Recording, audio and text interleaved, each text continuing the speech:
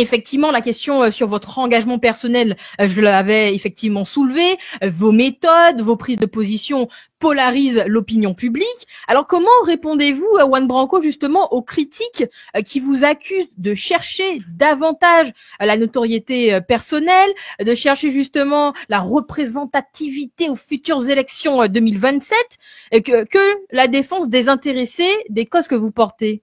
Il y a des chemins plus faciles que la prison, la radiation, les accusations ignominieuses et la violence infâme à laquelle je suis confronté tous les jours, parce que j'ai décidé de défendre les sans-terre, les sans-voix et les plus vulnérables de la société. Je pense que ce système le démontre au quotidien. La voie la plus facile d'accès au pouvoir, c'est celle qui passe par la compromission, la complaisance, l'assimilation à ces puissances économiques, la corruption. Quelque part. Je vous rappelle que je viens d'une famille qui était aisée, qui était embranchée à tous les appareils de pouvoir parisiens. C'est ce qui m'en a donné une connaissance intime malgré moi. Je veux dire, j'ai été en cours avec Gabriel Attal entre mes 11 et 23 ans, à mon grand regret. Mais ces êtres-là, je sais comment ils se construisent, et c'est parce que je sais comment ils se construisent que j'ai décidé de les exposer et de me construire en contre sans perspective personnelle. Si je dois... à un moment donné, c'est là pour répondre pour 2027, si je dois à un moment donné, quelque part, me résigner à reprendre un chemin politique et à engager la lutte dans la sphère, entre guillemets, représentative, c'est-à-dire dans la sphère contrôlée par mes ennemis, à travers une élection présidentielle, je sais ce à quoi je m'expose et je sais pourquoi je le fais. Je le fais pas par intérêt personnel parce que ça va être un chemin de croix d'une violence extraordinaire où l'élimination va menacer à chaque étape. Est-ce que vous pensez que quelqu'un qui porte le discours que je porte depuis tout à l'heure va pouvoir aller au bout de ce chemin en tranquillité? Et quel intérêt il y aurait à tenir ce discours si l'objectif était la tranquillité? Si l'on veut respecter l'ordre existant, on se met du côté de ceux qui le contrôlent. Là, ce que l'on cherche à faire, c'est provoquer un bouleversement. Et lorsque l'on cherche à vous éliminer par tout moyen, y compris judiciaire, parce que vous portez la voix légitimement en tant qu'avocat des opposants à ce système, à un moment donné, vous êtes obligé de vous poser la question, mais comment survivre et comment provoquer cette rupture sans laisser ces êtres se faire écraser et sans moi-même finir écrasé? Donc c'est résigné qu'on va prendre ce chemin si on le prend. C'est résigné parce qu'on aura compris que ce pouvoir et ce système ne nous offriront jamais justice.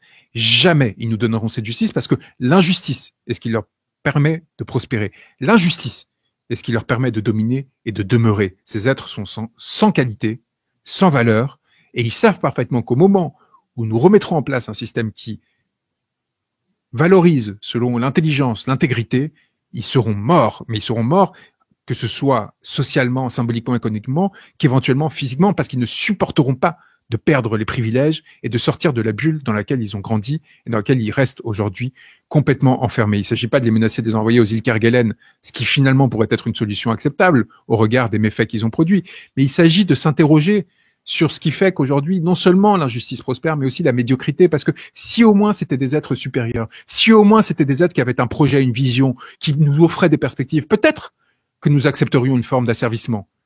Parce que ce ne serait plus de la servitude, ce serait de l'acceptation intelligente du fait que ces êtres-là nous ouvrent un chemin, nous amènent quelque part. Où est-ce qu'ils nous mènent aujourd'hui? Quels sont leurs projets pour la Martinique, pour la France? Comment on peut deviner pour notre jeunesse, pour nos enfances, une quelconque perspective bénéfique entre leurs mains? Elle n'existe pas. Et donc, s'il faut se sacrifier, qu'il s'agisse... C'est toujours cette phrase de Malcolm X qui répondait quand on lui demandait s'il avait peur de la mort, et qui répondait « Mais je suis déjà mort ». C'est intégré à mes perspectives. J'ai accepté que ce soit mon destin. Et malheureusement, il a eu raison. Mais d'autres ont survécu. D'autres ont porté le flambeau et d'autres ont permis l'émancipation partielle, mais quand même, de son peuple par rapport aux horreurs qu'il subissait, en l'occurrence aux États-Unis. Et chacun, dans sa société, doit mesurer l'importance de son rôle. Et lorsqu'il a eu des privilèges comme selon ont été les miens, à la fois d'avoir une formation qui encore avait de la valeur parce qu'elle n'était pas encore complètement détruite par les ravages de ces régimes successifs, d'avoir pu côtoyer ces êtres-là, d'avoir pu fréquenter l'intelligence et d'avoir eu la chance d'à mon tour pouvoir jouer un rôle social en tant qu'avocat, en tant qu'intellectuel, d'avoir une reconnaissance de l'espace public, à un moment donné, il faut mettre ce privilège au service des autres. Parce qu'autrement, vous devenez à votre tour un pillard. Quelqu'un qui va profiter de la société sans jamais lui rendre ce... Moi, j'ai vu la modestie dans laquelle vit aujourd'hui Garcin Malsa. Et après, on va prendre des appels. Hein, j'ai vu la modestie dans laquelle vivent les vrais héros du peuple, qui jusqu'au bout, en fait, demeurent au service, à des âges avancés. Ce sont nos aînés, et ils sont émouvants parce qu'ils nous servent d'exemple, parce qu'ils n'ont pas...